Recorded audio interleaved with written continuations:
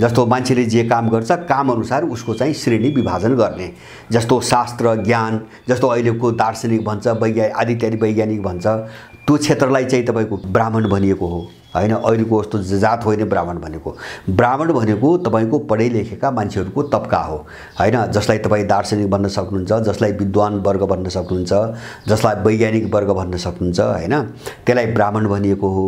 अब शासन गर्नेलाई क्षेत्री भनिएको हो। पौराणिक सभ्यतापछि वेदका पछिल्ला चाहिँ सायद शुक्ल यजुर्वेदमा मात्र यो वर्ण व्यवस्थाको कुरा छ, वर्णको कुरा छ। शुक्ल यजुर्वेद बाहेक अरू वेदहरूमा वर्णको कुरा पनि छैन, तर त्यो कर्मको आधारमा छ। त्यो त अहिले पनि छ। इनको यो दलाल लोकतन्त्रमा हैन, त्यो विभाजन त यहाँ छैन। यहाँ के छ भन्छ भने एउटा सचिव छ, अर्को चाहिँ शाखा अधिकृत छ, अर्को चाहिँ नासु छ, अर्को चाहिँ पिउन छ। यो के हो? यो विभाजन हैन, यस्तै हो विभाजन। जसले चाहिँ अहिले जागिर खान्छ नि, त्यही जागिर अनुसार उसलाई सम्बोधन गर्ने चलन चाहिँ पछि चल्यो हैन। त्यो नाजायज होइन। जस्तो त्यो अनुसार गरेन भने मान्छे तलमाथि हुन्थ्यो। जस्तो ब्राह्मणको कुलमा कुनै ब्राह्मणको परिवार छ अथवा कुनै दार्शनिक चिन्तकहरूको परिवारमा जन्मेको कुनै मान्छेले त्यो काम गरेन, त्यो बाटोमा लागेन हैन, ऊ शासन गर्ने बाटोतिर लाग्यो, व्यापार बिजनेस गर्नेतिर बाटो लाग्यो, अथवा सेवाको बाटोतिर लाग्यो। जस्तो जागिर भनौँ नि, शूद्र भनेको जागिरै हो त्यो बेलाको। यो तबकामा लाग्ने मान्छेहरू खस्थे, तल खस्थे हैन। त्यो ब्राह्मण भनेर उनलाई गनिँदैन थियो। अथवा चाहिँ कोही सेवामा काम गर्ने मान्छे थियो, जस्तो शूद्र थियो। शूद्रको मान्छे चाहिँ ध्यान ज्ञान तपस्या चिन्तनको क्षेत्रमा काम गर्यो भने त्यो ब्राह्मणमा जान्थ्यो हैन। तर पछि के भयो भन्छ भने, जस्तो यो जन्मको आधारमा जातिवाद र छुवाछुत कहाँ आयो भन्छ भने, यसको इतिहास झन्डै 1100-1200 भन्दा बढी भएको छैन हैन।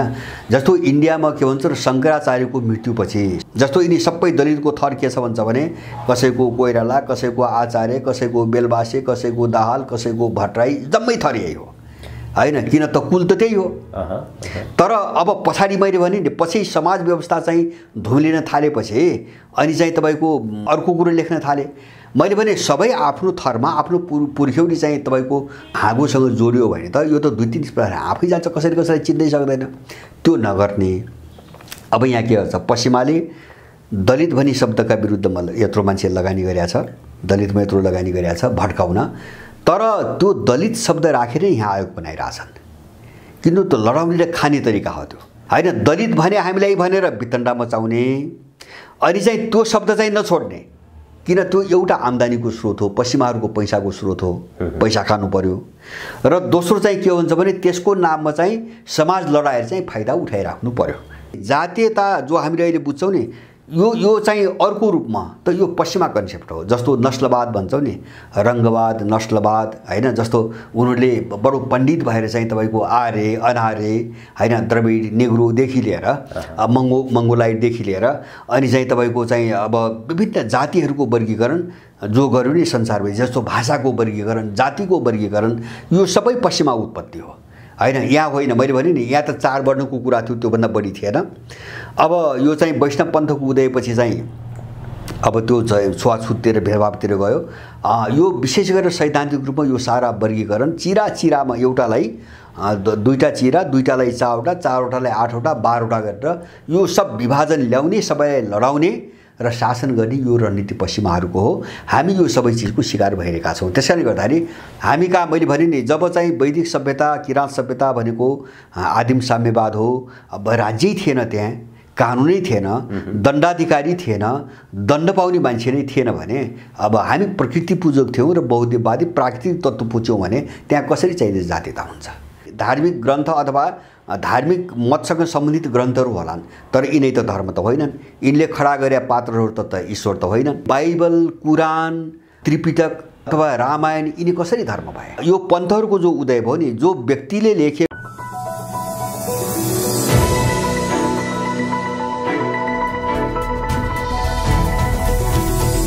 हिमाल अनलाइन टिभी, विश्वभरिबाट हिमाल अनलाइन टेलिभिजन हेरिरहनुभएका हजुरहरू सम्पूर्णमा हार्दिक नमन व्यक्त गर्दछु। नेपालमा मात्र होइन, विश्वभरि नै जात र धर्मका नाममा युद्ध र द्वन्द्वहरू भएका छन्, जसका कारण हजारौंको सङ्ख्यामा मानवीय क्षति भएको छ भने अरबौंका भौतिक संरचनाहरू नष्ट भएका छन्। आजका दिनमा पनि विश्वभरि नै जात र धर्मको नाममा युद्ध र द्वन्द्व जारी छ। वास्तवमा भन्ने हो भने जात र धर्मका नाममा यस्ता प्रकारका घटनाहरू किन घटिरहेका छन्? जात भनेको के हो, धर्म भनेको के हो, जात र धर्मको सुरुवात कहाँबाट कसरी भयो? आज हामी यी संवेदनशील विषयहरूमा कुराकानी गर्दैछौँ। त्रिमूल नेपालका अध्यक्ष, राजनीतिक विश्लेषक, उहाँ आफैमा पनि एउटा दार्शनिक चिन्तक हुनुहुन्छ, भरत दाहालसँग कुराकानी गर्दैछौँ। दाइ, स्वागत छ यहाँलाई। हजुर, धन्यवाद। आम नेपाली नागरिकका यो सभ्यताको विषयमा, धर्मको विषयमा थुप्रै प्रकारका प्रश्न र जिज्ञासाहरू पनि देखिए। जसरी हामी पूर्वीय दर्शनमा विश्वास गर्छौँ, नेपाल अथवा यो एसिया भनेको चाहिँ पूर्वीय दर्शनमा, पूर्वीय सभ्यतामा आधारित छ, त्यो दर्शन अन्तर्गत चल्छ भनेर यहाँले पनि भनिरहनु भएको छ। र धर्मको सवालमा थुप्रै प्रकारका प्रश्नहरू, जिज्ञासाहरू, जसरी हिन्दू धर्ममा त्यहाँ जातीय विभेदका कुराहरू छन् भनेर भनिन्छ, नेपालमै पनि यसको व्यवहारिक पाटो हेर्ने हो भने ठाउँ ठाउँमा त्यस्तो प्रकारको घटना घटेकाहरू पनि छन्। हामी यी सम्पूर्ण विषयको आज विस्तृतमा कुराकानी गर्छौँ। धर्मबाटै सुरुवात गरौँ न। जसरी हामीले धर्म भनेर बुझेका छौँ, वास्तवमा धर्म भनेको चाहिँ के हो, त्यसपछि सभ्यताभित्र प्रवेश गरौँ हामी। होइन, मैले मात्र होइन, हाम्रो सभ्यताले व्याख्या गरेको है। जस्तो वैदिक सभ्यता, अब हाम्रो किराँत सभ्यता, धेरै चिज छन् यहाँ। अब यसको मौलिक स्वरूप के हो हुन्छ भने धर्म भनेको जस्तो प्रकृतिले जुन चिजलाई चाहिँ जन्म दिएको छ, सृष्टि गरेको छ, त्यो तपाईँको निर्जीव जगत भयो, जीव जगत भयो, वनस्पति जगत भयो, होइन? यिनीहरूले आफ्नो शरीरमा जे धारण गरेका छन्, होइन, अथवा प्रकृतिबाट जे गुण पाएका छन्, त्यो अनुसारको कर्तव्य निर्वाह गर्नुलाई धर्म भनिएको हो। धर्मको शाब्दिक अर्थ त्यति हो, होइन? त्योभन्दा बढी धर्मको अर्थ छैन, होइन? जस्तो सूर्यको धर्म उज्यालो दिने, ताप दिने, मान्छेको धर्म मानवता, वसुधैव कुटुम्बकम भन्छ पनि हामी, होइन? अथवा प्राणित्व भनौँ। अब जस्तो पानीको धर्म चाहिँ तपाईँको जीवन दिने, शीतलता दिने, चन्द्रमाको धर्म छ, वनस्पतिको धर्म छ, होइन? जस्तो चाहिँ अब खाद्यान्न उपलब्ध गराउने। अब आफ्नो चाहिँ स्वभाव र चाहिँ तपाईँको गुण अनुसारको काम गर्नुलाई धर्म भनिएको, त्योभन्दा अर्को धर्म केही पनि छैन।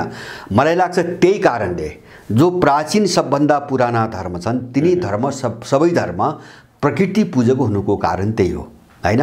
जस्तो सबै धर्म, विश्वका सबै धर्म, तपाईँको यहाँको वैदिक चाहिँ तपाईँको एउटा चाहिँ युग हेर्नुहोस्, अथवा चाहिँ हाम्रो किराँतहरूको सभ्यता हेर्नुहोस्, अथवा चाहिँ बोनहरूको हामी हेरौँ, त्यो मात्र होइन, युरोपको पेगान सभ्यता भयो, अब चाहिँ तपाईँको अमेरिकाको इन्का सभ्यता भयो, दक्षिण अमेरिकाको माया सभ्यता भयो, स्लाव सभ्यता भयो, होइन? पूर्वी युरोपको स्लाव सभ्यता भयो। जति पनि तपाईँको सभ्यतासँग जोडिएका चिजहरू हेर्नुहोस्, धर्मको जो नाम दिन्छ, सबै प्रकृति पूजक छन् र तिनी बहुदेववादी छन्। बहुदेववादी भनेको के हुन्छ भने जस्तो प्राकृतिक तत्त्व त धेरै छन्, जस्तो चाहिँ माटो छ, पानी छ, जङ्गल छ, सूर्य छ, चन्द्रमा छ, ग्रहहरू छन्, आदि इत्यादि। यिनी धेरै भएको हुनाले त्यो बहुदेववादतिर गयो, होइन? बहुदेवता चाहिँ मान्नेतिर गयो। अब यिनी प्राकृतिक तत्त्व भएको हुनाले त्यो प्राकृतिक धर्म भयो। जस्तो देवता भनेकै के हो भन्छ भने देवता भनेकै जसले दिन्छ, होइन? प्रकाशमान भन्छ त्यसलाई, त्यसको मूल शब्दलाई प्रकाशमान, दीप्तिमान, अथवा चाहिँ जसले साझा रूपमा सबैलाई केही चिज उपलब्ध गराउँछ बिना भेदभाव, त्यसलाई देवता भनिएको। जस्तो प्राकृतिक तत्त्वलाई देवता भनेर पुज्नुको कारण उनले चाहिँ सबैलाई चाहिने सबै चिज बिना भेदभाव उपलब्ध गराउँछन्। जस्तो पानीले तैँले मलाई खान पाउने, तैँले नपाउने त भन्दैन, होइन? सूर्यले चाहिँ तैँले चाहिँ मेरो प्रकाश चाहिँ तपाईँको ताप लिन पाउने, तैँले नपाउने त भन्दैन, होइन? अब देवता सबैको साझा हुन्छ, त्यो कसैको पनि चाहिँ निजी हुन्न अथवा कुनै पनि हो। त्यस्तो खालको एउटा तत्त्वलाई देवता भनिएको हो, होइन? देवटबाट देवता भनेको देवता भनेको हो। तर पछि चाहिँ यिनीहरू सबै चाहिँ तपाईँको विकृत हुँदै गए, कालान्तरमा धेरै विकृत हुँदै गए। जस्तो अनि त्यसले के रूप लियो भन्छ भने प्रकृति पूजाबाट यो मूर्ति पूजामा आयो, होइन? मूर्ति पूजा त धेरै, जस्तो हाम्रै कुरा गर्दा पौराणिक कालको कुरा हो। वैदिक कालमा मूर्ति पूजा छैन, पौराणिक कालमा आएर मूर्ति पूजाहरू बने, मन्दिरहरू बने। अब इस्लामतिर तपाईँको धेरै पछि चर्चहरू बने, मस्जिदहरू बने, उनीहरूका क्रिस्चियनहरूका चर्च बने। अब यिनी के हुन् भन्छ भने यिनी चाहिँ जसलाई उनीहरूले एउटा धार्मिक आस्था भनी बुझे, अब त्यसलाई सम्पन्न गर्ने एउटा विधि अथवा पूजा पद्धति हुने नि, होइन पूजा पद्धति हुन्। जस्तो चाहिँ तपाईँको मूर्ति राखिन्छ नि, अब कुनै एउटा अमुक चिजलाई चाहिँ तपाईँको एउटा मूर्तिको रूपमा मूर्तिकरण गरेर होइन अब त्यहाँ जाने एउटा बाटो खोल्यो मान्छेले। जस्तो मान्छेलाई एउटा चाहिँ बन्धनमा बाँध्नको निम्ति, नैतिकतामा जोड्नको निम्ति, अथवा उसभित्र एउटा चाहिँ नैतिक बोध, भयबोध जे भन्नुहोस्, डर त्रास उत्पन्न गरेर उसलाई ठाउँमा राख्नुको निम्ति यस्ता खालका साधनहरूको विकास पछि भयो होइन। जस्तो मन्दिर, मस्जिद, चर्च आदि इत्यादि साधनहरूको विकास पछि भयो। धर्मसँग यिनको लेनदेन छैन। धर्मको जो मूल चाहिँ शब्द अर्थ छ नि, यससँग यिनको लेनदेन छैन। अब हामी कहाँ पछाडि तपाईँको अवतारवाद आयो। जस्तो चाहिँ तपाईँको विष्णुको अवतार राम भन्छ, कृष्ण भन्छ होइन। अवतारवाद पनि आयो। जस्तो चाहिँ कतै चाहिँ तपाईँको धर्मको नाममा सम्प्रदायवाद भयो होइन। जस्तो चाहिँ इस्लाम के हो भन्छ भने एउटा कबिला हो, एउटा ठ्याक्कै जाति हो त्यो होइन। जस्तो मोहम्मदले 13 वर्षसम्म जुन युद्ध गरी विरोधी कबिलासँग, उनी विजय भएपछि उनको कबिला को पक्षमा उनको अथवा त्यो कबिलाको एउटा नेताको रूपमा मोहम्मदको चाहिँ त्यो जो चाहिँ तपाईँको एउटा यशोगान तपाईँको गाइयो, त्यसैलाई चाहिँ त्यो कुरान, त्यसलाई इस्लाम भनिएको हो। अब यस्ता चिजहरू सबैतिर छन् होइन। अब यस्तो चाहिँ काम गर्ने मान्छेहरू सन्यासी, त्यागी, तपस्वी, मानवतावादी सबै हुँदहुन आफ्नो क्षेत्रमा, त्यो आफ्नो ठाउँमा छ। तर यिनी देवता ईश्वर होइनन् होइन। मैले बुझेको, मैले मानेको यिनी होइनन्। यिनी चाहिँ मानव निर्मित जो पात्रहरू छन्, जो पौरुषेय भन्छौँ हामी, जो पुरुषको रूपमा, व्यक्तिको रूपमा जो मान्छेहरू चित्रण गरिन्छ नि होइन, यिनी न देवता हुन्, न यिनी ईश्वर हुन्। यिनी एउटा चाहिँ तपाईँको कोही कस्तो हुने पनि, कोही चाहिँ एउटा पूजा पद्धतिमा आधारित छन्, अब कोही चाहिँ तपाईँको एउटा आफ्नो समुदायको उत्थानसँग आधारित छन्, कोही एउटा व्यक्तिको चाहिँ प्रभावसँग चाहिँ तपाईँको जोडिएको छ। जस्तो बुद्धको भयो नि होइन, उनको चिन्तन प्रणाली, उनको दर्शनसँग तपाईँको जोडिएको छ। यस्ता साहित्यहरू पछि धेरै बने।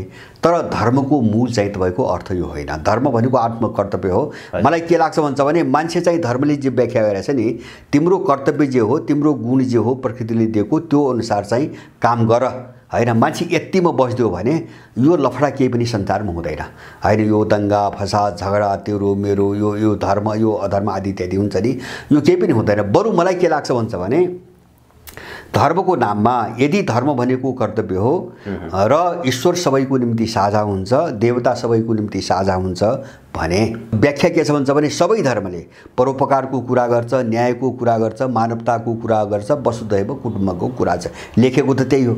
तर मेरो भनाइ के हो भन्छ भने, यदि लेखेको त्यो हो भने यिनी सङ्गठन के को निम्ति हो होइन। जस्तो हिन्दू सङ्गठन, इस्लाम सङ्गठन, इसाई सङ्गठन, बौद्ध सङ्गठन, म सङ्गठनको कुरा मात्रै गर्छु। सङ्गठन भनेको के हो भन्छ भने, तपाईँले अर्को कुनै आफ्नो विरोधी ठानिएको कुनै शक्तिलाई सिद्ध्याउनु छ, त्यसलाई निषेध गर्नु छ, त्यसलाई समाप्त पार्नु छ भने एउटा ताकत जोड्नको निम्ति सङ्गठन बनाइन्छ। सङ्गठनको अर्थ चाहिँ ताकत हो, शक्ति हो होइन, जुटान हो। त्यो के को निम्ति? अर्कालाई निषेध गर्नुको निम्ति। जस्तो तपाईँले कसैलाई निषेध गर्नु छैन भने तपाईँलाई सङ्गठन किन चाहियो? जस्तो तपाईँको कोही विरोधी नै छैन अथवा कसैलाई विरोधी तपाईँको ठान्नुहुन्न भने तपाईँलाई सङ्गठन किन चाहियो?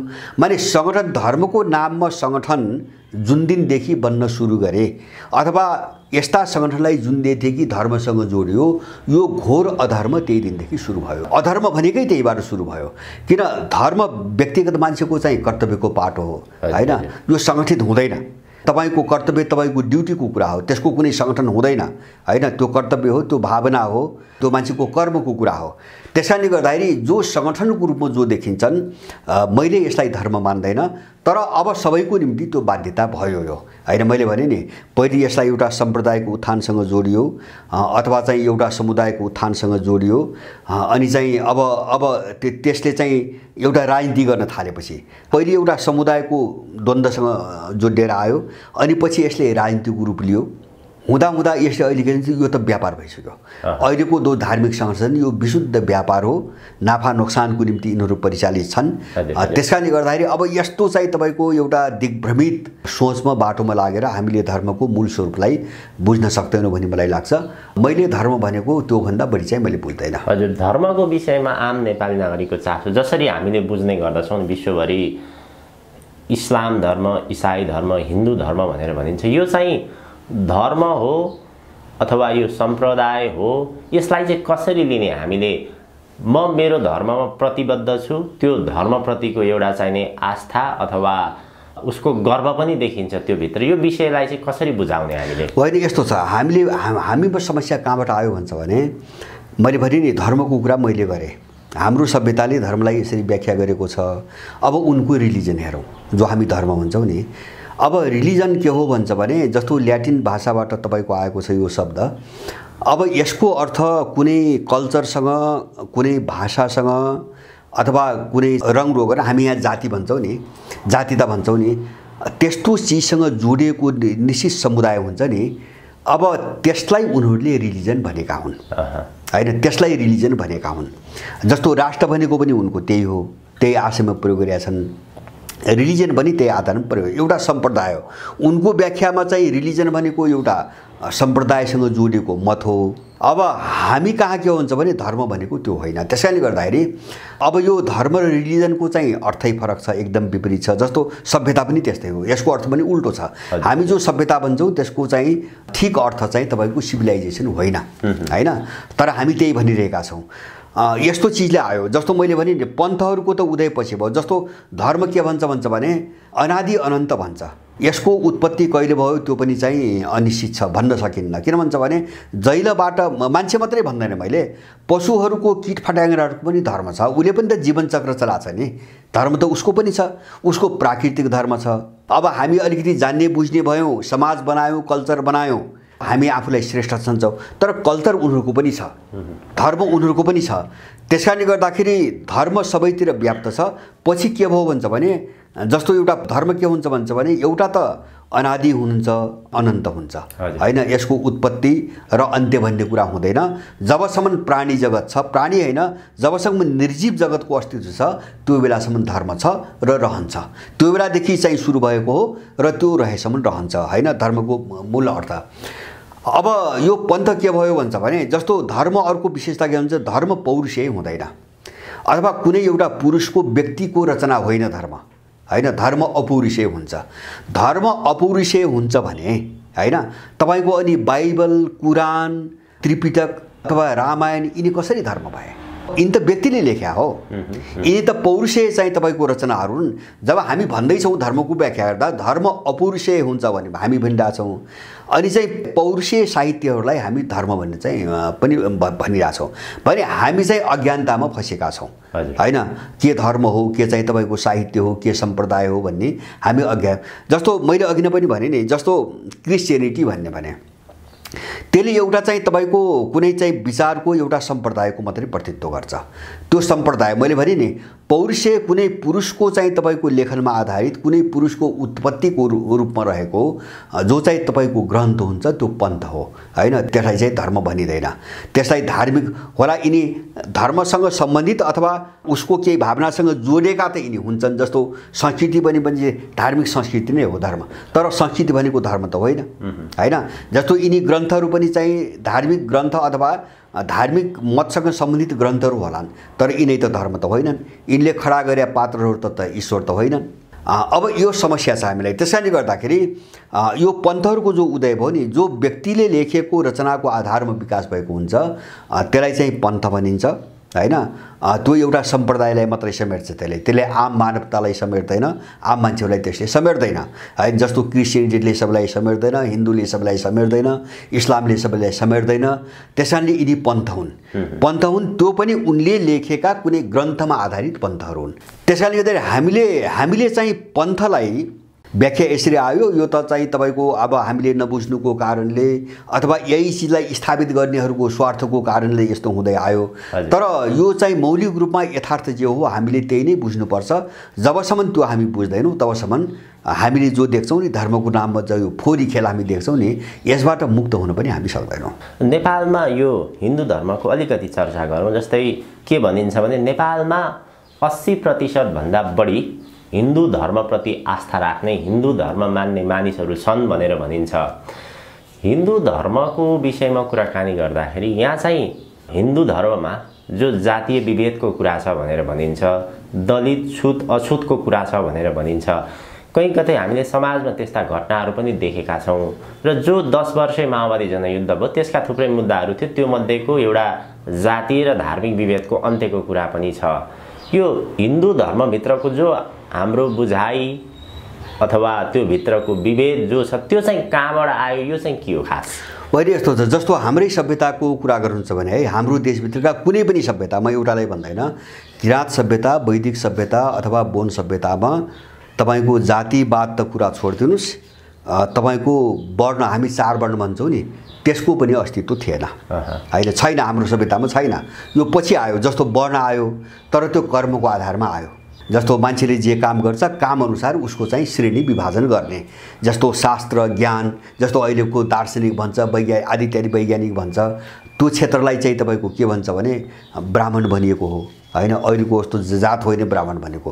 ब्राह्मण भनेको तपाईँको पढे लेखेका मान्छेहरूको तबका हो हैन, जसलाई तपाईँ दार्शनिक भन्न सक्नुहुन्छ, जसलाई विद्वान वर्ग भन्न सक्नुहुन्छ, जसलाई वैज्ञानिक वर्ग भन्न सक्नुहुन्छ हैन, त्यसलाई ब्राह्मण भनिएको हो।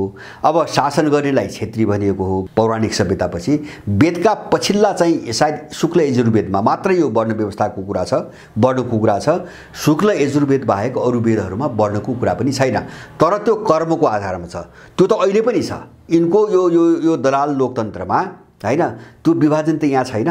यहाँ के छ भन्छ भने एउटा सचिव छ, अर्को चाहिँ शाखा अधिकृत छ, अर्को चाहिँ नासु छ, अर्को चाहिँ पिउन छ। यो के हो? यो विभाजन होइन, यस्तै हो विभाजन। जसले चाहिँ अहिले जागिर खान्छ नि, त्यही जागिर अनुसार उसलाई सम्बोधन गर्ने चलन चाहिँ पछि चल्यो हैन। त्यो नाजायज होइन।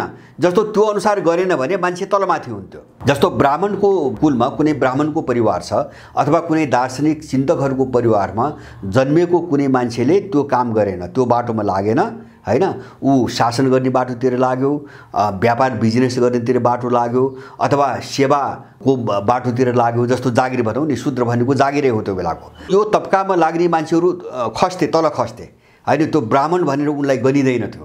अथवा चाहिँ कोही सेवामा काम गर्ने मान्छे थियो, जस्तो शूद्र थियो हैन, शूद्र थियो। शूद्रको मान्छे चाहिँ ध्यान ज्ञान तपस्या चिन्तनको क्षेत्रमा काम गर्यो भने त्यो ब्राह्मणमा जान्थ्यो हैन। तर पछि के भयो भन्छ भने, जस्तो तपाईँले अघि उठाउनु भयो, यो जन्मको आधारमा जातिवाद र छुवाछुत कहाँ आयो भन्छ भने यसको इतिहास झन्डै 1100-1200 भन्दा बढी भएको छैन हैन।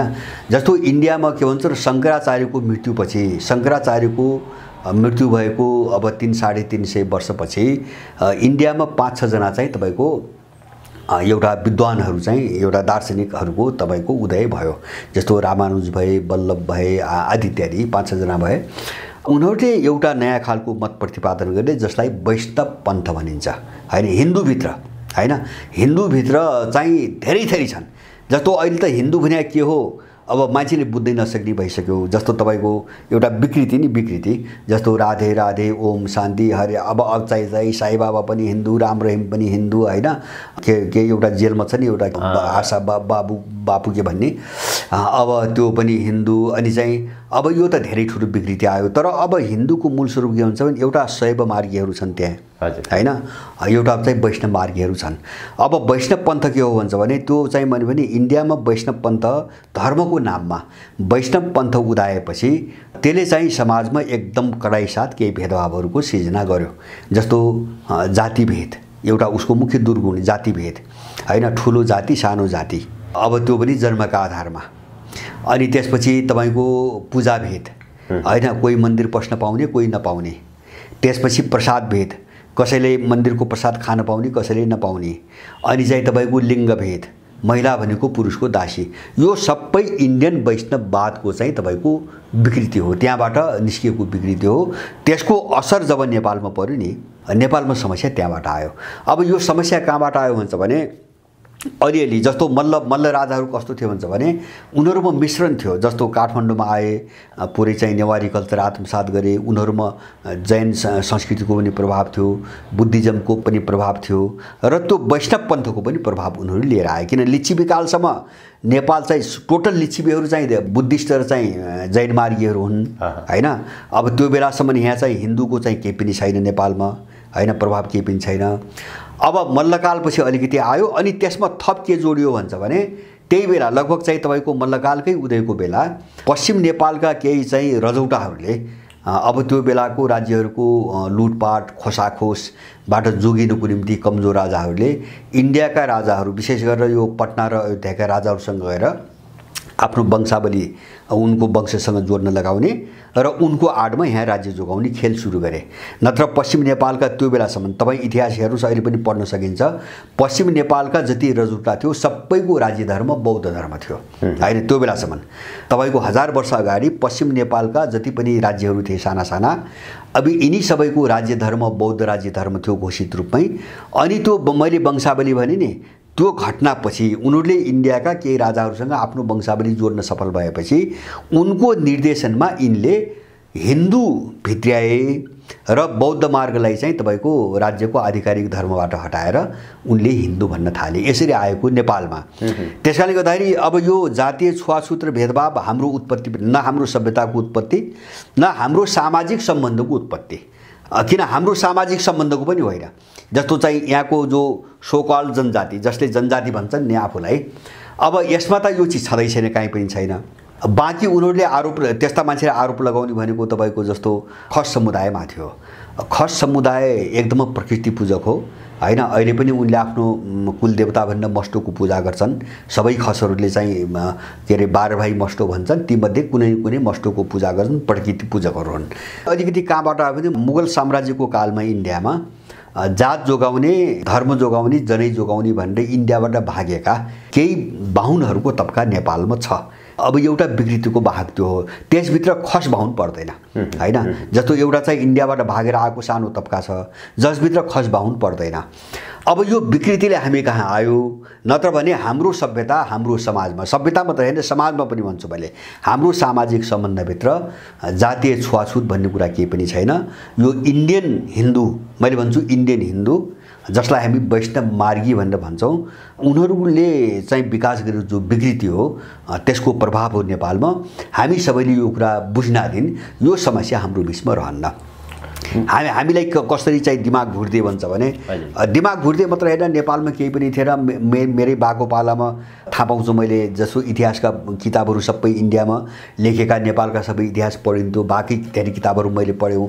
यिनले यस्तो गलत चाहिँ तपाईँको अब इतिहास चाहिँ लेखेर पढायो नि अघिल्लो पुस्तालाई, पुरानो पुस्तालाई, कि त्यसले जो दूषित गरायो नि मानसिकता, त्यसको उपज हो यो हाम्रो सभ्यता र हाम्रो संस्कारभित्रको कुरा होइन भनेर चाहिँ हामीले बुझ्न जरुरी छ। नेपाल चाहिँ अब अरू राष्ट्रहरूभन्दा अलिकति फरक प्रकारको संस्कार संस्कृति भएको, यहाँ झन्डै 125 जात जाति भएको यो जो नेपालको एउटा चाहिँ छुट्टै पहिचान छ, त्यहाँभित्र जातीय विभेद छ कि छैन, अथवा पहिला चाहिँ जाति विभेद थियो कि थिएन, त्यसपछि कहाँबाट त्यसको सुरुवात भयो? होइन, यो जातीयता जस्तो तपाईँ भन्छौ नि, मैले भने जातीय छुवाछुत त वैष्णव पन्थको प्रभावबाट आएको मैले भने नि। यो 1200 भन्दा बढी भएको छैन नेपालमै। मैले मल्लकाल जुन बेला आयो त्यहीबाट सुरु भयो, बीजारोपण त्यहीबाट भयो। यो लिच्छवी कालसम्म पनि यहाँ छैन होइन।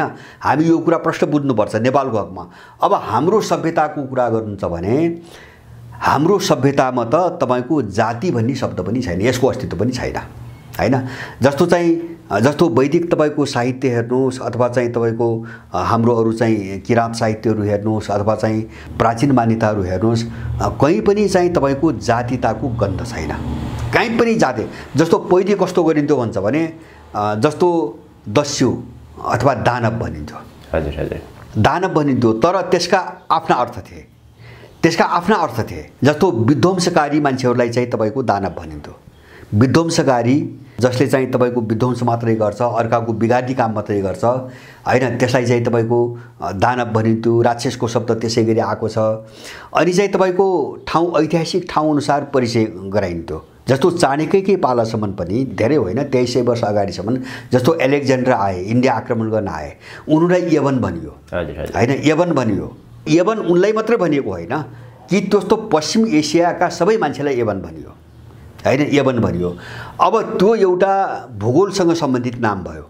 हामी कहाँ चाहिँ तपाईको यस्तो अहिले हामी जो जाति भन्ने बुझ्छौँ नि, यो चाहिँ तपाईको अवधारणा हामी कहाँ छैन। हजुर हजुर, हामी कहाँ छैन। हामी कहाँ मान्छे छ, मान्छेको बिचमा एउटा सामाजिक सम्बन्ध छ र उसको आफ्नो जीवन पद्धति छ। यसको समस्या चाहिँ कहाँबाट पनि आएको देख्यो भने म छोटकरीमा मात्र उठाउँछु। जसरी नेपालमा वर्गीकरण गरिएको छ ब्राह्मण, क्षेत्री, वैश्य, शूद्र भनेर, यो चारवटा समुदायले आफूले जुन जुन स्थानमा राख्छन्, र जस्तै जो अहिले ब्राह्मण समुदाय भनेर भनिएको छ नेपालमा, त्यो ब्राह्मण समुदायले हामी सबैभन्दा उच्च, त्यसभन्दा मुनि क्षेत्री, त्यसभन्दा मुनि वैश्य त्यसपछि शूद्र भनेर यसरी हेर्ने दृष्टिकोण जो मानसिकता नेपालीहरूमा अहिले भरिएको देखिन्छ, यहाँबाट यो समस्या आएको देखिन्छ।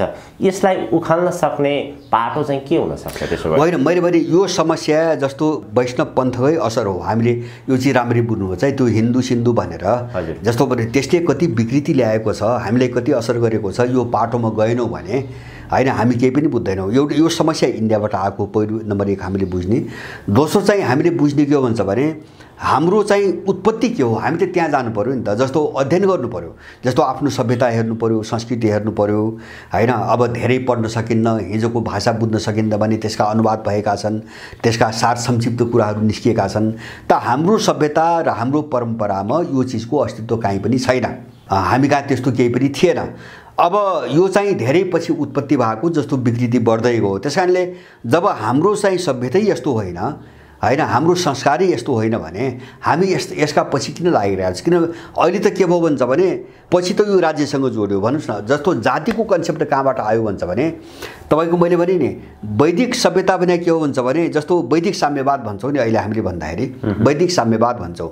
त्यो किन भनेको भन्छ भने वैदिक साहित्यको व्याख्याअनुसार है, जस्तो व्याख्याअनुसार के भन्छ भने त्यहाँ राजा पनि थिएन, त्यहाँ चाहिँ तपाईँको राज्य पनि थिएन, त्यहाँ कानुन पनि थिएन, त्यहाँ दण्डित हुने मान्छे पनि थिएन, त्यहाँ दण्ड दिने अधिकारी पनि थिएन। त्यसलाई वैदिक साम्यवाद भनिएको हो। हामी त्यो सभ्यताबाट आयौँ होइन, त्यस्तो समाज पनि थियो हाम्रो। भनिसकेपछि अब जातिको कन्सेप्ट कहाँ आयो भन्छ भने जब राज्य गठन हुन थाल्यो, अब त्यसपछि जब पावर जोडिन्छ नि तपाईँको सामाजिक सम्बन्धमा, राज्य गठन भइसकेपछि सामाजिक सम्बन्धमा जब पावर जोडिन थाल्यो नि, किन राज्यमा त समाजको एउटा तब्का जाने भयो भनेपछि समाजमा पनि त्यो शक्तिको चाहिँ तपाईँको अवयव फैलिन थाल्यो। अनि जातिताको कन्सेप्ट त्यहाँबाट आयो। यो पौराणिक कालको उदय हो, त्योभन्दा अगाडि छैन। पौराणिक कालमा पनि के छ भन्छ भने कर्मका आधारमा 4 वर्णको कुरा छ, त्योभन्दा अगाडि छैन। जस्तो अहिले छ नि त्यो पनि छैन पौराणिक कालमा। मैले भने अहिलेको जन्मको आधारमा जातीयता भन्ने कुरा त तपाईँको 1000 वर्ष अगाडिको कुरा मात्रै हो। अब यसमा अर्को समस्या हामी कहाँ यसलाई मलजल कसले गर्यो भन्छ भने पश्चिमाहरूले भन्दाखेरि चाहिँ तपाईँको यहाँ चाहिँ जातीय विभेद छ भनेर चाहिँ पैसा लगानी गर्ने, मान्छेलाई उचाल्ने, तर उनीहरूले यसलाई बलियोसँग चाहिँ राख्न खोजिरहेका छन् ताकि त्यो अन्तर्विरोध कायम रहिराकोस्। यसलाई बलियोसँग बसाल्न उनी खोजिरहेका छन्। म 2टा उदाहरण दिन्छु तपाईँलाई। एउटा चाहिँ जस्तो यहाँ एक थरी मान्छेलाई उचाल्छन् नि चाहिँ दलित होइनौ भन्ने भनेर, दलित होइनौ। अब दलित भन्ने जो मान्यता छ यसलाई उखेल्ने चाहिँ धेरै तरिका छन्। मैले यस्ता दलित भन्नेहरूसँग धेरै पटक भने मैले तपाईहरू आफ्नो थर जे हो, जस्तो यिनी सबै दलितको थर के छ भन्छ भने कसैको कोइराला, कसैको आचार्य, कसैको बेलबासे, कसैको दाहाल, कसैको भट्टराई, जम्मै थर यही हो होइन। किन त कुल त त्यही हो। तर अब पछाडि मैले भने नि पछि समाज व्यवस्था चाहिँ धुलिन थालेपछि अनि चाहिँ तपाईँको अर्को कुरो लेख्न थाले। मैले भने सबै आफ्नो थरमा आफ्नो पुर्ख्यौली चाहिँ तपाईँको हाँगोसँग जोडियो भने त यो त 2-3 प्रकार आफै जान्छ, कसैले चिन्दै सक्दैन। त्यो नगर्ने। अब यहाँ के गर्छ, पश्चिमाले दलित भनी शब्दका विरुद्धमा यत्रो मान्छे लगानी गरेका छ, दलितमा यत्रो लगानी गरेका छ भड्काउन, तर त्यो दलित शब्द राखेर यहाँ आयोग बनाइरहेछन्। किन त लडाउने र खाने तरिका हो त्यो होइन। दलित भने हामीलाई भनेर वितण्डा मचाउने, अनि चाहिँ त्यो शब्द चाहिँ नछोड्ने। किन त्यो एउटा आम्दानीको स्रोत हो, पश्चिमाहरूको पैसाको स्रोत हो, पैसा खानु पर्यो। र दोस्रो चाहिँ के हुन्छ भने त्यसको नाममा चाहिँ समाज लडाएर चाहिँ फाइदा उठाइराख्नु पर्यो होइन। यस्ता अपराधिक मानसिकता मान्छेहरू छन् यहाँ। त्यसकारणले जातीयता त मैले भने नि जातीयता जो हामीले अहिले बुझ्छौँ नि यो चाहिँ अर्को रूपमा त यो पश्चिमा कन्सेप्ट हो। जस्तो नस्लवाद भन्छौँ नि, रङ्गवाद, नस्लवाद होइन। जस्तो उनीहरूले बडो पण्डित भएर चाहिँ तपाईँको आर्य, अनार्य होइन, द्रविड, नेग्रोदेखि लिएर मङ्गोलाइटदेखि लिएर अनि चाहिँ तपाईँको चाहिँ अब विभिन्न जातिहरूको वर्गीकरण जो गर्यो नि संसारभरि, जस्तो भाषाको वर्गीकरण, जातिको वर्गीकरण, यो सबै पश्चिमा उत्पत्ति हो होइन। यहाँ होइन, मैले भने नि यहाँ त 4 वर्णको कुरा थियो, त्योभन्दा बढी थिएन। अब यो चाहिँ वैष्णव पन्थको उदयपछि चाहिँ अब त्यो छुवाछुततिर भेदभावतिर गयो। यो विशेष गरेर सैद्धान्तिक रूपमा यो सारा वर्गीकरण चिरामा एउटालाई 2टा चिरा, 2टालाई 4वटा, 4वटालाई 8वटा, 12वटा गरेर यो सब विभाजन ल्याउने, सबैलाई लडाउने र शासन गर्ने यो रणनीति पश्चिमाहरूको हो। हामी यो सबै चिजको शिकार भइरहेका छौँ। त्यसैले गर्दाखेरि हामी कहाँ मैले भने नि जब चाहिँ वैदिक सभ्यता किराँत सभ्यता भनेको आदिम साम्यवाद हो, अब राज्यै थिएन, त्यहाँ कानुनै थिएन, दण्डाधिकारी थिएन, दण्ड पाउने मान्छे नै थिएन भने अब हामी प्रकृति पूजक थियौँ र बौद्धवादी प्राकृतिक तत्त्व पुज्यौँ भने त्यहाँ कसरी चाहिने जातीयता हुन्छ हो। हामीले यो चिज बुझिदिनु पर्यो क्या। त्यहाँ जातीयता पनि थिएन, अहिले जो धर्म भनेर भनिएको छ त्यो पनि थिएन। त्यो पनि थिएन होइन। धर्म भनेको त माने तपाईँ मान्नुहुन्छ भने जसले तपाईँको संरक्षण गर्छ, सुरक्षा गर्छ, त्यसैलाई देवता मान्नुहोस्, बस धर्म। मैले पनि प्राकृतिक तत्त्वलाई मान्नुहोस्, बुझ्नु। जस्तो हाम्रै सभ्यतामा पनि छ ओम वनस्पतये नमः भन्छ, त्यो थियो नि त होइन। जस्तो वनस्पतिको पूजा गर्थ्यौँ, जस्तो कुनै पूजाआजा भयो भनेपछि वनस्पतिको भागमा एउटा प्रसाद छुट्याउँथ्यो, पृथ्वीको भागमा छुट्याउँथ्यो, सूर्यको भाग छुट्याउँथ्यो होइन, पानीको भाग छुट्याउँथ्यो होइन, उनको पनि बन्डा लगाएर मात्रै मान्छेले खान्थ्यो होइन। त्यो प्रकृति पूजा, त्यो सम्मान, किन त्यो हाम्रो जीवन हो भन्ने अर्थ हो नि त्यो त। जस्तो वनस्पतिलाई भाग किन छुट्याउने होइन, ऊ हाम्रो जीवनदाता हो। पृथ्वीलाई किन छुट्याउने, ऊ हाम्रो अन्नदाता हो। सूर्यलाई भाग किन छुट्याउने, ऊ हाम्रो जीवनदाता हो। माने यसरी जसले हाम्रो संरक्षण गरेको छ उसलाई पुजिन्थ्यो। देवता भनेको यति हो भने अब यो चिजमा अनि कहाँ हुन्छ तपाईँको जाति भाती आदि इत्यादिका कुराहरूको अस्तित्व हुने कुरा त आएन। वैदिक परम्परा धर्म भने चाहिँ जो प्रकृति पूजक हामीले अझै पनि त्यो चलन कायम नै छ। सूर्यलाई पुज्ने, चन्द्रमालाई पुज्ने, पानीलाई पुज्ने, विभिन्न प्रकृतिलाई पुज्ने, यसको विकृति चाहिँ जो व्यक्तिलाई पुज्ने प्रचलन आयो त्यहाँबाट पनि अलिकति यसको चाहिँ दूषितपन सुरु भयो। दूषितपन एकदम प्रकृति पूजा मासु जस्तो अहिले चाहिँ तपाईँको एउटा त्यो परम्परा निर्वाहको निम्ति अब अहिले पनि पुजिँदैछ। जस्तो चाहिँ तपाईँको धेरै चिज छुटे, जस्तो वनस्पति अहिले कसैले पुज्दैन होइन, धेरैले छोडे। जस्तो सूर्यलाई गर्छ होइन, अब केही अवशेषहरू बाँकी छन्। अब यसमा विकृति मैले भने नि, विकृति कहाँबाट आयो, बिस्तारै बिस्तारै ओझेलमा कहाँ पर्यो भन्छ भने जब धर्मको नाममा सम्प्रदायको उदय भयो। जस्तो पश्चिमी दुनियाँमा जब क्रिस्चियनिटीको उदय भयो होइन, जस्तो मैले अघि नै भने पेगान सभ्यतामा यो छैन, श्राविक सभ्यतामा छैन, इन्का सभ्यतामा छैन, माया सभ्यतामा छैन होइन, छैन, केही पनि छैन। न चाहिँ तपाईँको जातिको कुरा छ, न सम्प्रदायको कुरा छ, न अवतारवादको कुरा छ, न पौरुषीय चाहिँ ईश्वरको कुरा छ, केही पनि छैन। अब यो पश्चिममा चाहिँ क्रिस्चियनिटीको उदयपछि भयो होइन, अनि त्यसपछि चाहिँ तपाईँको इस्लाम उदायो। अब यिनी त सम्प्रदाय हुन्, पन्थ हुन्।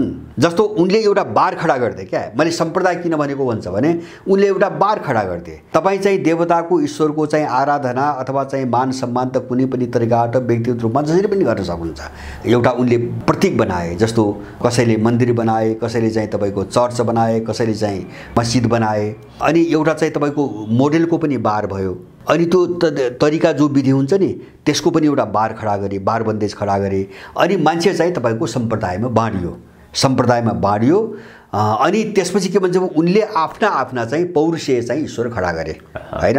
कसैले मोहम्मद खडा गरे, कसैले राम खडा गरे, कसैले चाहिँ के अरे येशू खडा गरे, कसैले इब्राहिम अब के खडा गरे, कसैले बुद्ध खडा गरे। अब यो समस्या धेरै पछिको मैले भने नि।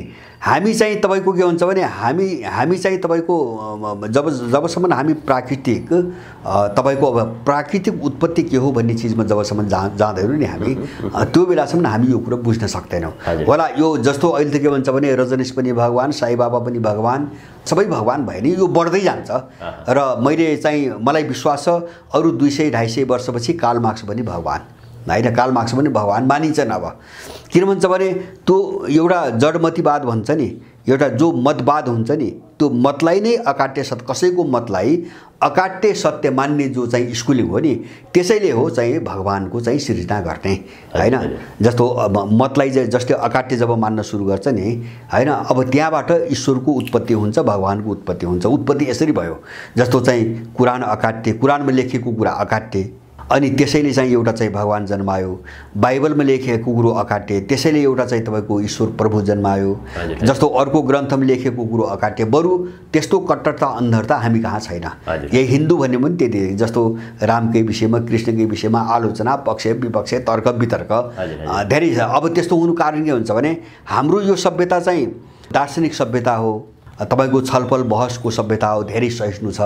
अब त्यसपछि उदाएका चाहिँ पन्थहरू के हुनुहुन्छ भने यिनीहरू ठ्याक्कै चिन्तन प्रणाली होइनन् कि ठ्याक्कै मत एउटा मतमा आधारित कट्टरता मात्रै हुन्।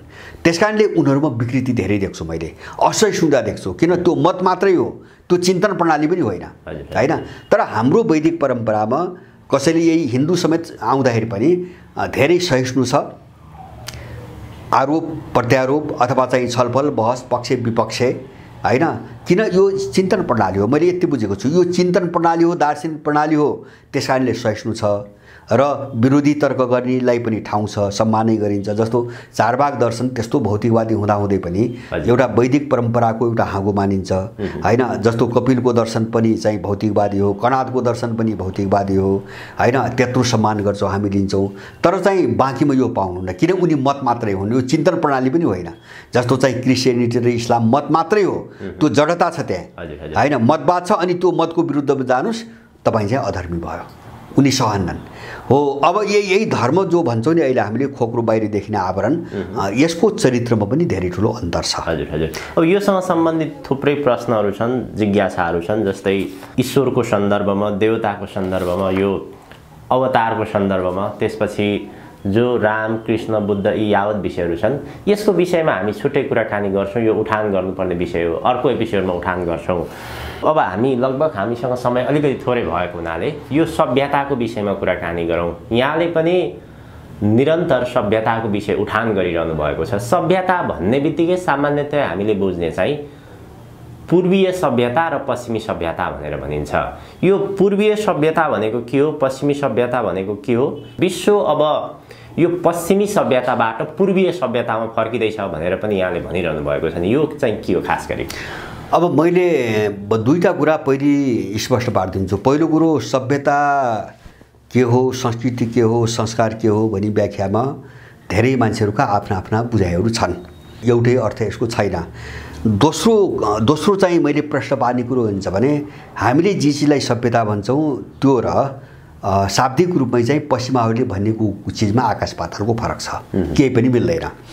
अब सभ्यता कहाँबाट आयो भन्छ भने सभ्य मानिसहरू बस्न लायक अथवा सभ्य मानिसहरूको जमातबाट चाहिँ तपाईँको सभ्यता चाहिँ आएको हो। अब सभ्य हुन लायक अथवा सभामा बस्न लायक, अझ भन्छ भने सभामा सबैको अगाडि सभामा बस्न लायक मान्छेहरूको समूहलाई अब समूहबाट त्यो सभ्यता पनि आयो। अब मैले यहाँ एउटा शब्द लाग्छु, जस्तो पश्चिमाहरूले सिभिलाइजेसन भन्छ, त्यहाँ सिभिल भन्ने शब्द छ हैन, नागरिक भन्ने शब्द छ। अब सभामा बस्न लायक भन्यो, यहाँ लायक भन्ने शब्द छ। यो लायक भन्ने शब्दले के बुझाउँछ भन्छ भने मान्छेको आचरणको कुरा बुझाउँछ, उसको आचरण, उसको चरित्र क्रियाकलापलाई समेट्छ। सभामा बस्न लायक भन्ने चिजले, लायक भन्ने शब्दले, उनीहरूको सिभिल भन्ने शब्दले त्यो कुरा बुझाउँदैन, त्यसले बाहिरको रूप बुझाउँछ। जस्तो हामी सिभिलाइजेसन भन्दाखेरि मेसोपोटामिया, ह्वाङहो हैन, अथवा चाहिँ तपाईँको सिन्धु घाटी आदि त्यति कुराहरू छौ नि, तिनी नगर सभ्यताका कुराहरू हुन्। त्यहाँ मात्रै के छ भन्छ भने बस्ती कस्तो थियो, त्यहाँभित्र नहर व्यवस्था थियो कि थिएन, कुवा थियो, नहर थियो, बाटो थियो, बस्ती थियो, गुजमुज परेको थियो, बस्तीको वरिपरि विशाल चाहिँ तपाईँको गड्ढा हैन, दुश्मनको आक्रमणबाट बस्ने हुन्छ नि खाडलहरू, खाडल खनिएका हुन्थे, बस व्याख्या यही हो। त्यहाँ यस्ता मूर्ति हुन्थे, यस्ता चित्र हुन्थे, यस्तो भाषा थियो, बस यति हो। पश्चिमी सिभिलाइजेसन भनेको बाहिर चाहिँ मान्छे दुईटा विशेषता छन्, एउटा त त्यसले नगर बस्तीको कुरा गर्छ, उसले सहरी टाइपको बस्ती भनौँ न, अब एक ठाउँमा केन्द्रीकृत भएको एउटा बस्तीको कुरा मात्रै गर्छ सिभिलाइजेसनले, र दोस्रो त्यसको बाहिरी रूपको कुरा गर्छ हैन। तर हाम्रो सभ्यता मान्छेको आन्तरिक जीवनसँग जोडिएको छ, हामीले बुझ्नु आधारभूत भिन्नता हो। अब जस्तो मैले भने जस्तो सभामा बस्न लायक भनेपछि त्यसको चरित्रको कुरा आयो, गुणको कुरा आयो, त्यो योग्य छ कि छैन भन्ने कुरा आयो।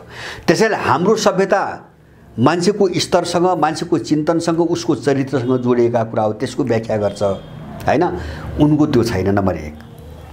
अब म यसैसँग जोडेको संस्कृति, कतिपय मान्छेहरूले सभ्यता र संस्कृति एउटै हो समानार्थी रूपमा पनि व्याख्या गर्ने गरेका छन्। म संस्कृति सम प्लस क्रि, राम्रो गर्नु हैन, राम्रो गर्नु अथवा परिष्कृत कृति नै संस्कृति हो, परिष्कृत कृति नै संस्कृति हो। एउटा चिज चाहिँ राम्रो गर्नुलाई संस्कृति शब्द त्यहाँबाट आयो, राम्रो कामलाई मात्रै हामी संस्कृति भनेका छौँ, त्यसभित्र नराम्रो पर्दैन हामीले बुझ्ने कुरा, नम्बर 1 विशेषता। दोस्रो यसको विशेषता के हो भन्छ भने संस्कृति पूर्ण हुन्छ। यो एउटा चाहिँ परम्परामा जुन चिजले जुन मान्यताले पूर्णता पाउँछ त्यो पूर्णतालाई संस्कृति भनिन्छ। दोस्रो चिज, पहिलो चिज यो चाहिँ तपाईँको आन्तरिक जीवनसँग जोडिया छ, मान्छेको आचार विचार र चरित्रसँग जोडिया छ। जस्तो हामी संस्कृतिको कुरा गर्दा के गर्छौँ हुन्छ भने के खाने के नखाने, के गर्ने के नगर्ने, गर्न हुने के गर्न नहुने के। जस्तो हाम्रो खानपानमा पनि त्यही छ, पूजामा पनि त्यस्तो छ, खानपानमा जस्तो लवाई खुवाईमा त्यस्तो छ, सबैतिर हाम्रो आचारको कुरा छ। हाम्रो जीवन पद्धतिमा संस्कृतिको कुरा गर्दाखेरि सबै आचार छ। पश्चिमाहरूमा त्यो छैन, उनीहरूले सेरेमोनीको रूपमा मनाउँछन्, उत्सव मात्रै हो, उनको कल्चर भनेको उत्सव मात्रै हो। जस्तो तपाईँ क्रिसमस डे भन्छ नि होइन, अब फुल लिए के लिए गए होइन, नाचे गाए यताउति गरे, बाहिर रूप देख्यो, बस अरू त्यहाँ केही पनि छैन होइन। मैले भने आन्तरिक आचरणका कुरा त्यहाँ केही पनि छैन, आचरण सभ्यता त्यहाँभित्र छैन, आचरणको प्रश्नै छैन त्यहाँ एउटा उत्सव छ। पश्चिमा कल्चर भनेको उत्सव मात्रै हो, बाहिर देखिने उत्सव मात्रै हो। हाम्रो कल्चरको मुख्य विशेषता भनेको के हो भन्छ भने आचरण हो।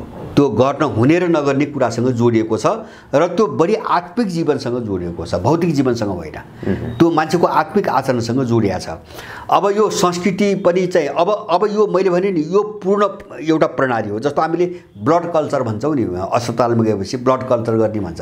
त्यो कल्चर भन्ने शब्दले के गराउँछ भन्छ भने उसको चाहिँ जीवनचक्र भन्ने हो। जस्तो रगतको जीवनचक्र ठिक छ कि छैन, अथवा रगत चाहिँ जसरी चल्छ नि त्यो सिस्टम ठिक छ कि छैन, त्यो हेर्ने हो ब्लड कल्चर भनेको। त्यस कारणले संस्कृति भनेको होइन सिस्टम हो होइन, समाजलाई चलाउने सिस्टम हो, जीवन पद्धति हो, मान्छेलाई चलाउने चाहिँ तपाईँको एउटा प्रणाली हो। हामीले समग्र प्रणालीको जो पूर्णता हो त्यसलाई संस्कृति भन्यौँ। पश्चिमाहरूमा त्यो छैन, त्यो आत्मजीवनसँग जोडिएको छैन। दोस्रो चिज र तेस्रो चिज चाहिँ जस्तो संस्कार पनि उस्तै हो, तर संस्कार र संस्कृतिमा एउटा आधारभूत भिन्नता के हो भन्छ भने जस्तो संस्कार पश्चिमाहरूमा मैले देख्दिनँ, संस्कारै मैले देख्दिनँ। त्यस कारणले उनीहरूको प्रवृत्ति त्यो जङ्गली जो हामी देख्छौँ नि राजनीतिक क्षेत्रमा आर्थिक क्षेत्रमा हामी देख्छौँ नि, त्यस्तो किन हो भन्छ भने उनको एउटा सांस्कारिक इतिहास छैन। जस्तो क्रिस्चियनिटी एकैपटक चाहिँ एउटा साम्प्रदायिक रूपमा उदायो, जस्तो पेगान, स्लाविक, माया, इन्का आदि इत्यादि, त्यसलाई मासे। अब उनले जे आत्मसात गरे त्यहाँ त संस्कार त छैन, त्यो त जङ्गलीपना मात्रै छ, अर्कालाई मार्ने लुट्ने खाने कमाउने कुरा मात्रै छ। त्यस कारणले पश्चिमी सभ्यता संस्कारविहीन सभ्यता हो, जसलाई सभ्यता भन्छन् है काम चलाउ भाषामा, त्यो संस्कारविहीन छ। त्यस कारणले उनीहरूको संस्कार नभएको हुनाले उनको तथाकथित जो संस्कृति छ त्यसमा मान्छेको आत्मिक जीवन छैन, त्यसमा आचरणको पाटो छैन। यो मूलभूत भिन्नतालाई हामीले बुझ्नुपर्छ। र अब मैले यहाँ के भन्न खोजेको हुन्छ भने संस्कार पनि त्यस्तै हो, तर संस्कार र संस्कृतिमा मूलभूत अन्तर के हुन्छ भने जब कुनै संस्कारहरूलाई मान्छेको ठुलो समुदायले आत्मसात गर्छ, किन संस्कार व्यक्तिगत रूपमा गरिने कुरा हो, संस्कृति सामूहिक हुन्छन्, हामीले यो बुझ्नुपर्छ होइन। जस्तो चाहिँ तपाईँको हामी चाडबाडहरू मनाउँछ नि संस्कृतिहरू, यिनी सामूहिक रूपमा मनाइन्छन्, तर संस्कार व्यक्तिगत रूपमा गरिन्छ। जस्तो चाहिँ जन्मदेखि मृत्युसम्मका कुराहरू होइन, अथवा बिचमा आइपर्ने कुराहरू संस्कार व्यक्तिगत। तब जब कुनै संस्कारहरू मान्छेले चाहिँ आवश्यकता त्यसको महत्त्व बोध गर्छ, जान्छ र त्यसलाई मानव समुदायको ठुलो हिस्साले आत्मसात गर्छ र त्यो ठुलो समुदायले आत्मसात गरेको संस्कार जब सार्वजनिक रूपमा उत्सवको रूपमा मनाउन थालिन्छ त्यसलाई संस्कृति भनिन्छ। संस्कृतिको दुईटा विशेषता हुन्छ, एउटा त्यो चाहिँ एउटा ठुलो समुदायसँग जोडिन्छ र दोस्रो त्यो एउटा सार्वजनिक एउटा उत्सवको रूपमा प्रकट हुन थाल्छ। तर संस्कार यो हुँदैन, संस्कार आन्तरिक हुन्छ, त्यो यिनको विशेषता स्वभाव एउटै हो। त्यस कारणले मैले भनेको नि पश्चिमी सिभिलाइजेसन जो हामी भन्छौँ नि, अब त्यसलाई चाहिँ अब तपाईँ कसरी बुझ्नुहुन्छ? मैले त्यसलाई सभ्यतै भनी बुझ्दैन होइन, त्यो एउटा इतिहास हो होइन, जो पश्चिमी सभ्यता भन्छौँ नि त्यो एउटा इतिहास हो। र उनले व्याख्या गरेको सिभिलाइजेसन र हामीले भनेको सही सभ्यताको अर्थ एउटै होइन होइन। उनले बाहिरी पाटो, त्यो पनि बाहिरी पाटो नितान्त भौतिक पाटो होइन, जस्तो बस्तीको पाटो, नगर बस्ती, त्यहाँका मान्छेहरू, तिनको जीवन पद्धति र उनले प्रयोग गर्ने चाहिँ साधनहरूका कुराहरू मात्रै हुन्छन्। त्यहाँ मान्छेको आत्मिक जीवनको कुरा हुँदैन, मान्छेको आचार विचारको कुरा हुँदैन। त्यसलाई चाहिँ सभ्यताको पाटोभित्र जोडेर व्याख्या गर्दैनन्। पश्चिमी चाहिँ सभ्यता नै होइन, त्यो एउटा भौतिक सँग जोडिएको विषयमा एउटा इतिहासको पाटो हो, एउटा इतिहासको पाटो हो त्यो होइन। जस्तो इतिहासभित्र हुन त सभ्यता पनि इतिहासकै एउटा अङ्ग हो होइन, एउटा समयभित्रकै पर्छ त्यो पनि। तर पनि त्यो के हुन्छ भने एउटा भौतिक इतिहास, मान्छेको भौतिक इतिहास अथवा बाहिरी जे देखिन्छ त्यो इतिहास मात्रै हो। त्यो पश्चिमी सभ्यता भनेको हामीले भन्ने गरेको सभ्यता पश्चिमी सभ्यता होइन। यो मूलभूत अन्तरलाई चाहिँ नबुझेर जो हामी कहाँ समस्या आइरहेछ नि, यो चिजले हामी कहाँ समस्या ल्याएको हो। हामीले यो चिज राम्रोसँग बुझ्नुपर्छ। हस्, धेरै धेरै धन्यवाद दाइ। उठान गर्नुपर्ने विषयहरू थुप्रै छन्। सभ्यता, संस्कृति, धर्मको विषयमा ज्ञानको अभावको कारणले गर्दा होला, हुनसक्छ सायद नेपाली समाज पछिल्लो समय विभाजित हुँदै गएको छ। यो प्रसङ्गलाई हामी निरन्तर उठान गर्छौँ। आजको लागि धेरै धेरै धन्यवाद। हस्, धन्यवाद यहाँलाई।